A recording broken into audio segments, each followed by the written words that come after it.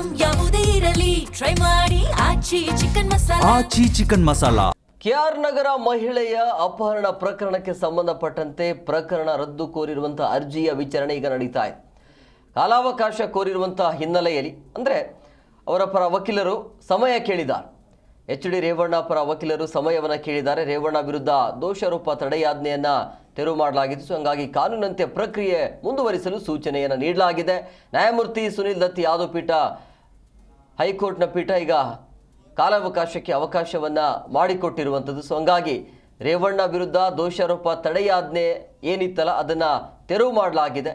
So K R ನಗರ ಮಹಿಳೆಯ ಅಪಹರಣ ಕೇಸ್ಗೆ ಸಂಬಂಧಪಟ್ಟಂತೆ ಇದಕ್ಕೆ ಸಮಯ ಬೇಕು ಅಂತೇಳಿ ಈಗ ರೇವಣ್ಣ ಪರವಾಗಿರುವಂಥ ವಕೀಲರಿಂದ ಮನವಿ ಕೂಡ ಇರುವಂಥದ್ದು. ಸೊ ಹಂಗಾಗಿ ಮನವಿಯನ್ನು ಸಲ್ಲಿಸಿದ್ದಾರೆ.